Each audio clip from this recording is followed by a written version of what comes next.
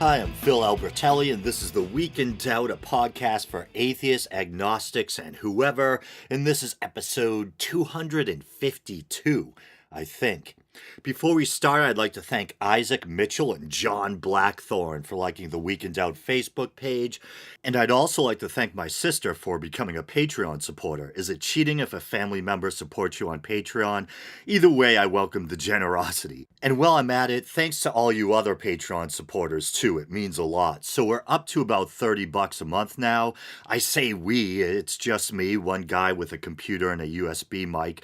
$30 might not sound like much, but it more than covers the monthly cost of hosting the feed for this show. And once again, it's greatly appreciated. But now that I think about it, maybe we is kind of appropriate. I mean, myself, the content creator, along with you guys, the listeners, we do form kind of a little community, I guess, as wary as I usually am of the word quote unquote community. But alright, let's get on with it. It's been a while, so I thought I'd cover some news stories. First up, Tim Allen. Yes, that Tim Allen recently tweeted something stupid. I usually wouldn't be that blunt about it, but it was pretty stupid. He basically repeated the most hackneyed, brainless, bottom of the barrel fundy argument ever. If we evolved from apes, why are there still apes? Or something like that. I might be paraphrasing. And we'll check it out in a minute. But I just wanted to say, friend and listener Joe Pugsley sent me a picture today that kind of ties into all this. It shows a Labrador wearing like a baseball cap, a hunting vest, with a shotgun and a bear and a bear in front of him, and it says, "If we evolved from wolves, why are there still wolves?" And I loved it. Yeah, so here it is, and it's dated August 15th. If we evolved from apes, why are there still apes? And then someone says, us and today's quote unquote apes evolved from a common ancestor, different from both of us. And yeah, that's true. Evolution's more like a branching tree than a linear line. Someone else says, I suspect if he actually wanted to know the answer, he would have typed his question into Google instead of Twitter. Someone else said, this is kind of a low blow, but it definitely elicited a chuckle from me. If Tim Allen evolved from being a cocaine dealer to being a comedian, why are there still cocaine dealers? And then it has a picture of his mugshot. You have to see the mugshot to get it, but someone else said, looks like every coke dealer in the 80s. It has Tim Allen, a young Tim Allen with feathered hair and a big mustache.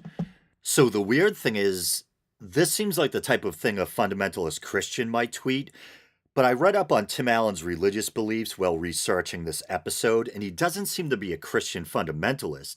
He described himself as a quote unquote pretty solid Christian in the past, but also admits to, like myself, having delved into or studied Eastern philosophy and spirituality. Here's a quote from a FaithWire article. Even as an altar boy, I was asking the bigger questions, if God is in fact good, what is all this death I see? And if God is gentle, what is all this suffering I see? Allen said. I found some of the answers in Eastern religion. It explained my Christianity to me. Good and evil are the same thing. You can't have one without the other. And he also refers to God as the builder. So let's see. And here I'm quoting an article. As for his relationship with God, Allen told ABC that he believes God, whom he referred to as the quote-unquote builder, put him on earth, and said that those closest to him know full well about his deep spirituality. I don't push it. I just want a relationship with whoever built me, he said. This is too much, too weird, that it happened by accident. It didn't happen by accident. So there you have it. While we don't know the intricate ins and outs, we do know that Allen is a faithful and grateful guy. And it just occurred to me, I just remembered the character that Tim Allen played on Home Improvement. And I'm imagining God as that kind of builder, like this bumbling wannabe tradesman, and that might actually explain things. Well, then that's kind of like the Gnostic concept of the demiurge, but I don't want to get into all that. Yeah, so weird. He doesn't seem to be a fundamentalist, but if that tweet was meant to be taken seriously and not him just trying to be funny or trolling, then he obviously questions evolution. Well, I guess you don't have to be a Christian fundamentalist or young earth creationist to question evolution. He seems to be very attached to the idea that quote unquote it didn't happen by accident.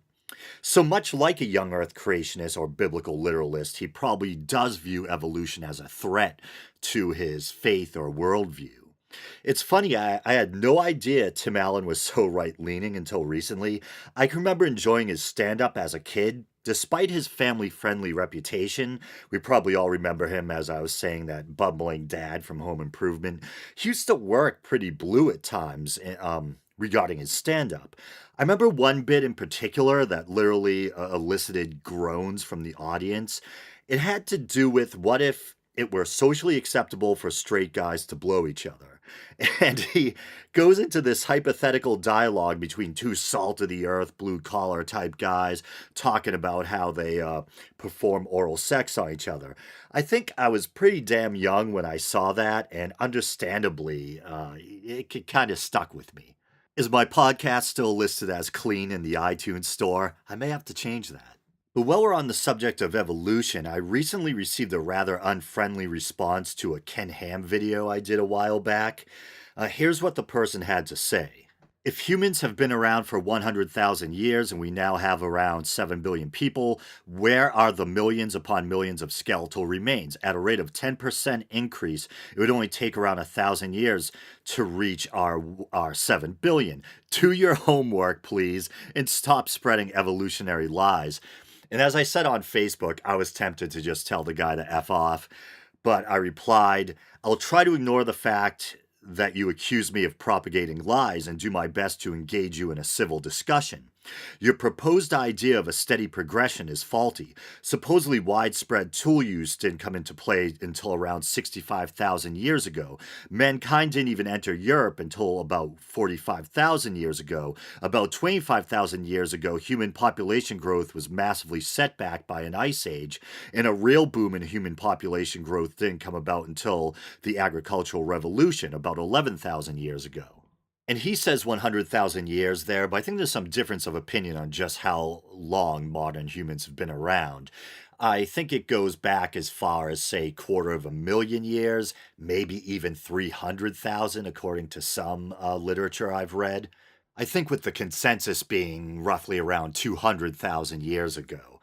Yeah, that's what the Smithsonian says.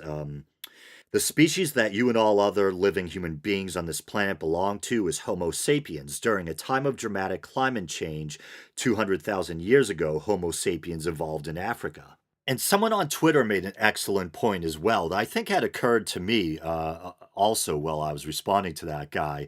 I wanted to read their tweet on the show, but it looks like it's become long lost in my Twitter shuffle. And I feel bad not being able to give them credit. But they said something to the point that, fossilization is a process that doesn't necessarily happen all that often, relatively speaking. Most remains just decay and are lost to time rather than becoming fossilized. I mean, just like if you go for a walk through nature today, you're not tripping over carcasses all over the place. By means of predation and decay, nature does a pretty good job of reclaiming or recycling remains or materials.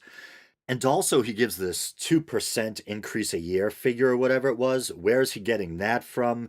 And what's the size of the initial population he's positing? It's not like we would have necessarily been thriving like we are today prior to the agricultural revolution. I mean, there were times, I believe, when modern humans did spread out across the map fairly rapidly, but I imagine in general, life was pretty damn tough.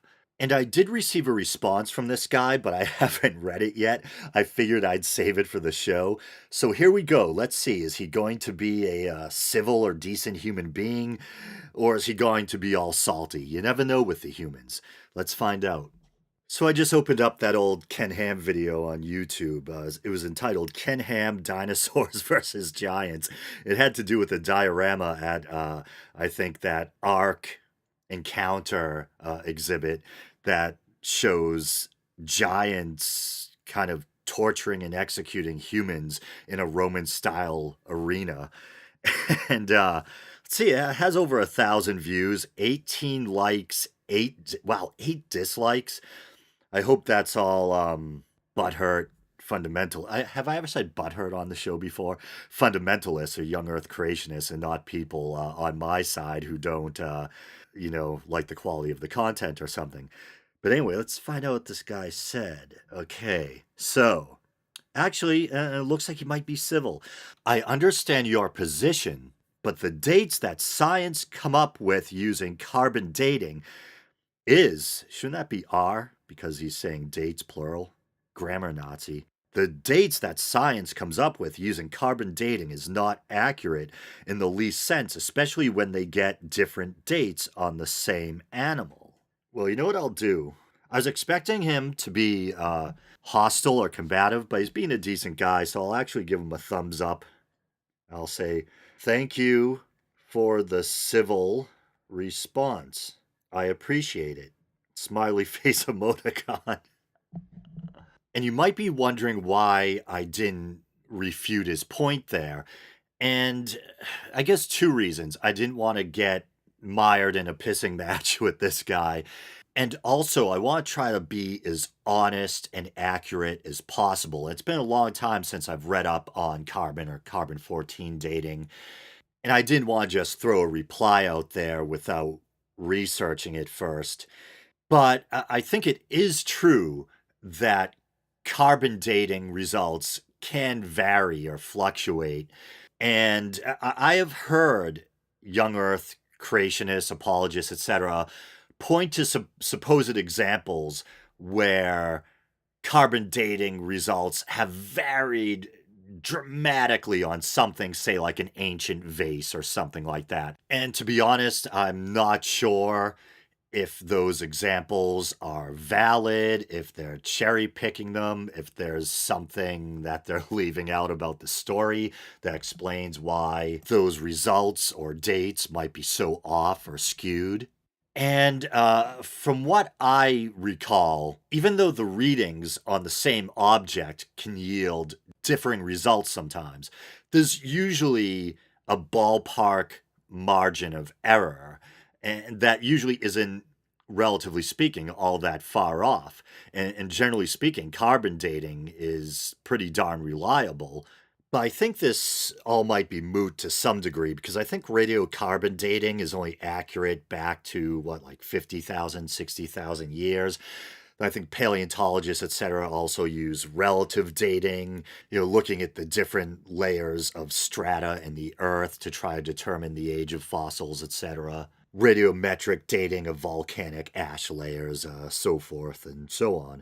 But I'm not a paleontologist or archaeologist, so maybe I'll zip it before I get too far out of my depth and move on to the next story. And so, to be honest, I'm not even really sure why I'm covering this next story. It only falls loosely into the wheelhouse of religion, but I guess it caught my attention because it has to do with local history, and it's also timely because it ties into all the recent controversy regarding whether or not monuments and statues connected to slavery should be taken down or renamed.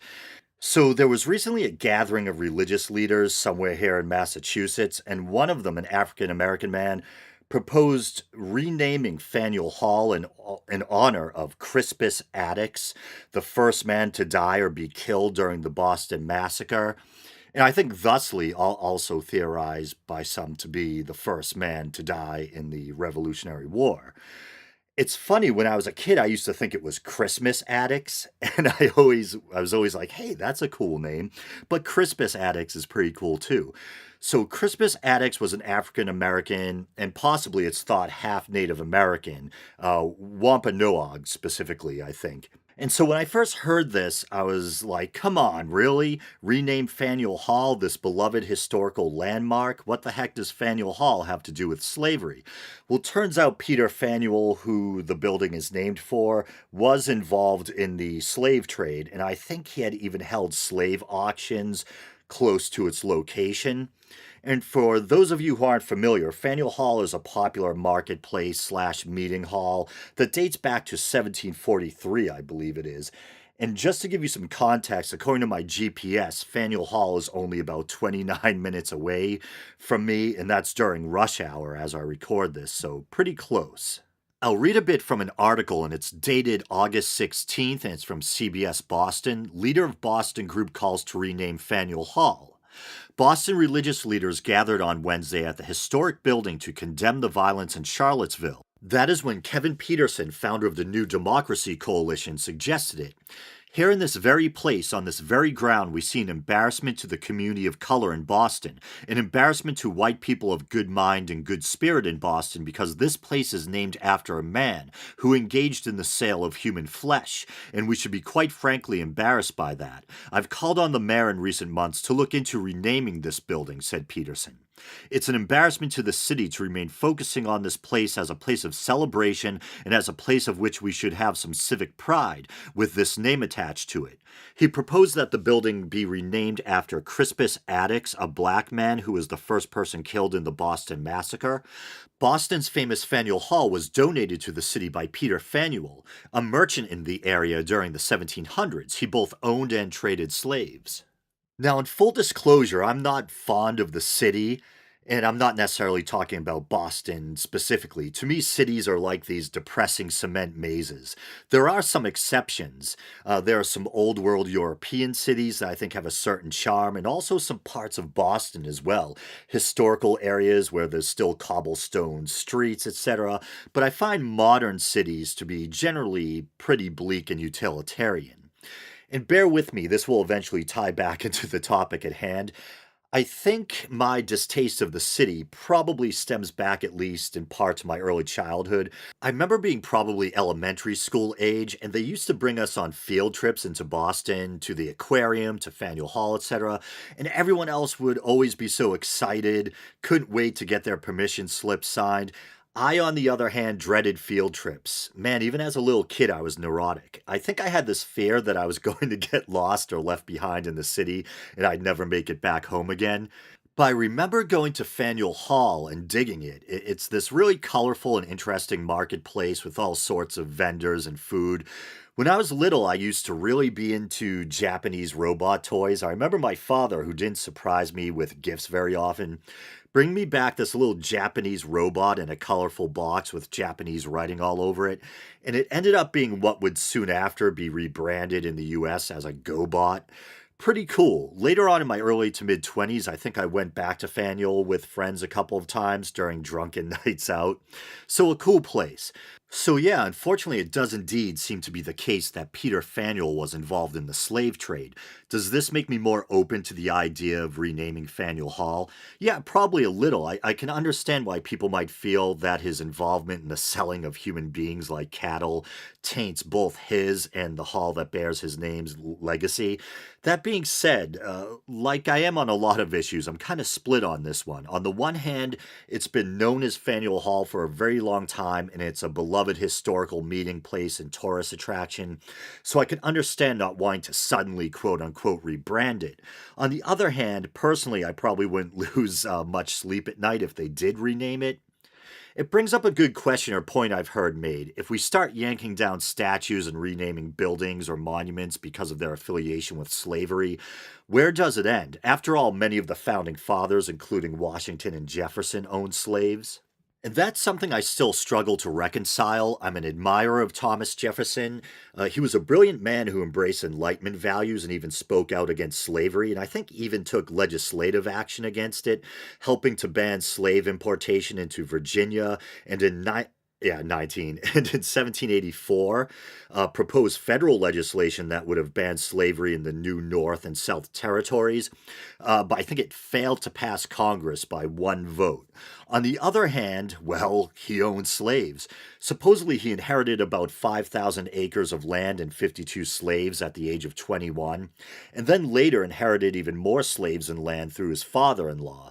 I think it's theorized that financial issues might have been the main reason why he didn't release his slaves sooner, but I know at least to us looking back from our modern perspective, that sounds like a pretty weak sauce reason to hold living, breathing human beings captive in bondage. Captive in bondage, is that redundant? So I don't know. Once you yank on that loose sweater thread, how far does it go? I mean, in general, I'm definitely not opposed to taking down Confederate statues and putting them in museums where they can still provide some historical value. But how far do we take it? And maybe this is my northern bias showing through, but Robert E. Lee, I can kind of understand, fought for the Confederacy. As far as I understand it, never publicly denounced slavery. But even then, I feel like kind of an interloper saying that. Maybe as a northerner, I should mind my own damn business and let you southerners sort it out for yourselves. I don't know. We're kind of living in scary times, though. I never thought that in 2017 we'd almost be seeing race wars brewing in the streets. People with swastikas, others carrying tiki torches, strangely enough, and chanting, Jews will not replace us. Is that a real fear? Do they know how small the Jewish global population is? Not to make light, but if I don't laugh, I'll go insane. I don't get racism. The way I see it, we're all one species out of Africa, and sometimes racists are also those really God fearing types. And I always think, wait, if you believe in a higher power, wouldn't that same higher power that made you have made these other people too, the people that you hate so much? Would said higher power really want you hating your fellow man, treating them as subhuman? It's all weird and exhausting. And the mental gymnastics religious racists have to try to carry out, the Jews weren't really Jews, they were Aryans, or in the case of Mormonism, the dark skin of blacks is a punishment from God, or some such nonsense. But with all that being said, I always get myself in trouble when I bring up race. I usually catch flack from one or both sides. So I guess I'll call it quits. This has been the Week in Doubt. Thanks everyone for listening. You know the drill. Please like the Facebook page. Please follow the show on Twitter. Check out the YouTube channel. Maybe you're doing that now. If you want to help out the show monetarily, you can go to patreon.com/The Week in Doubt and help the show out for as little as 99 cents a month and quit anytime you want. All right, brothers and sisters, later.